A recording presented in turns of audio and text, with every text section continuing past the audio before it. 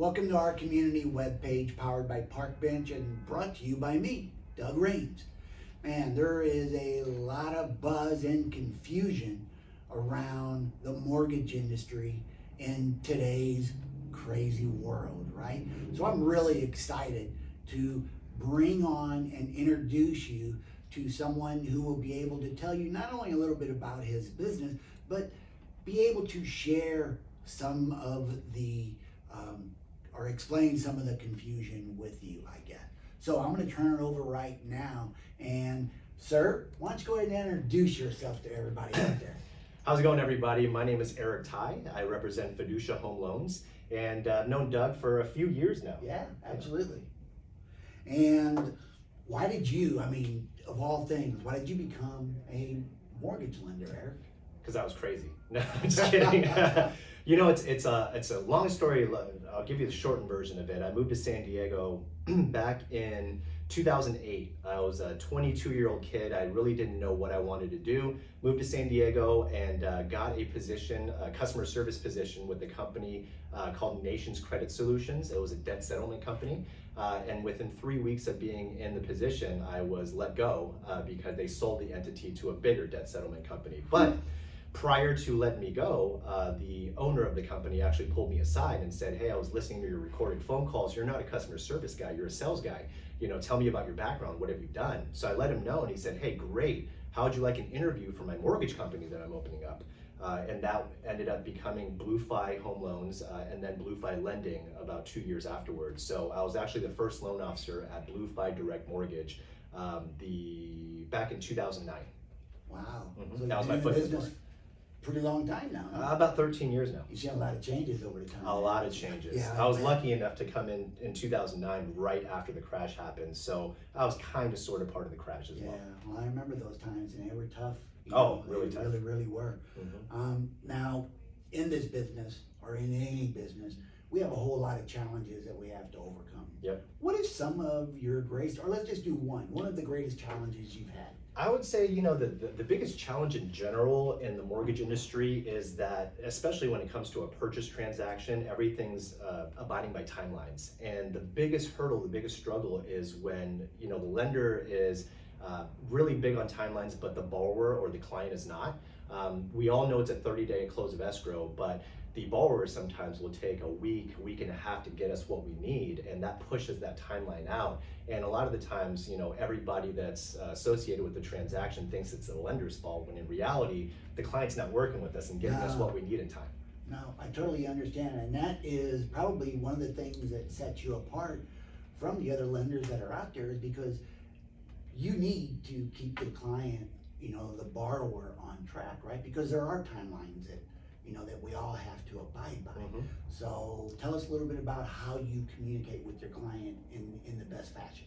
Oh yeah, it's consistent communication every single day, and usually at the beginning of the process, I'll ask the client, "Hey, what's the best form of communication for you?" Because in year 2022, a lot of folks don't have the ability to pick up the phone right then and there, so text message sometimes works best. Sometimes email even works best. So I usually get a good gauge of what kind of client it is, and that's the way that I communicate. Okay.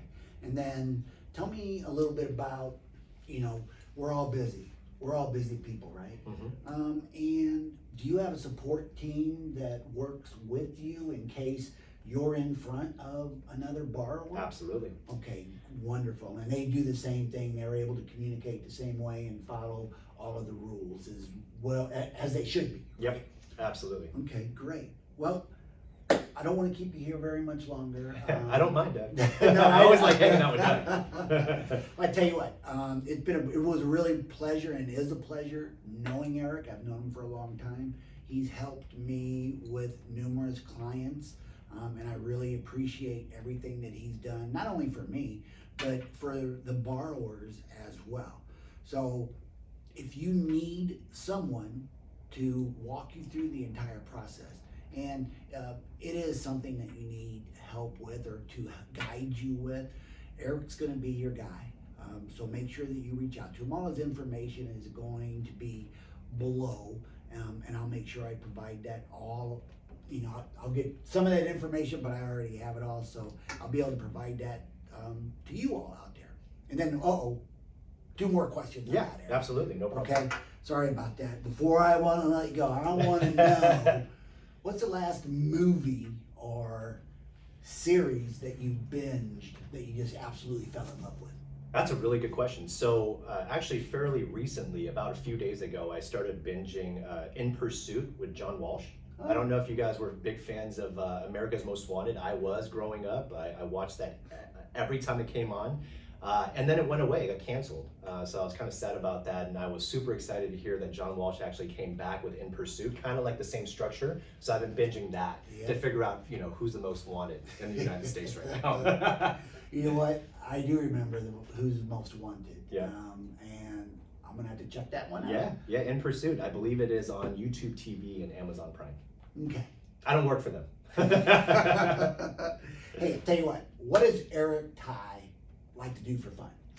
It's funny, right? Because when I first moved here in San Diego, my answer could have been completely different. But after having kids, your whole life tends to change a lot. Boy, So that's the truth. nowadays, when people ask me what I do for fun, it's, you should better just ask my kids. Whatever they want to do for fun is usually what I do for fun. So I work so much, and that's part of the reason why I kind of want to do this interview, is to let everybody know out there is that, when you take a look at Doug, it might seem easy what he does. You might look at my life and look at Eric and just say, hey, what he does is easy.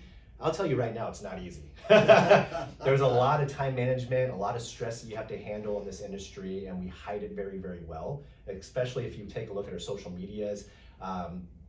A lot of the times we promote the positive, we rarely promote the negative for obvious reasons. But to answer your question, I work so much. I try to spend Monday through Friday originating business and to connect with people and help other people build their businesses. But at the end of the day, Saturday, Sunday, those days I try to keep as mine, just for the kids. So whatever they want to do, they want to take a Legoland trip, they want to head out to Universal Studios, that's their time. So I try to reserve that time religiously for them. Good. Time management's really Absolutely. important.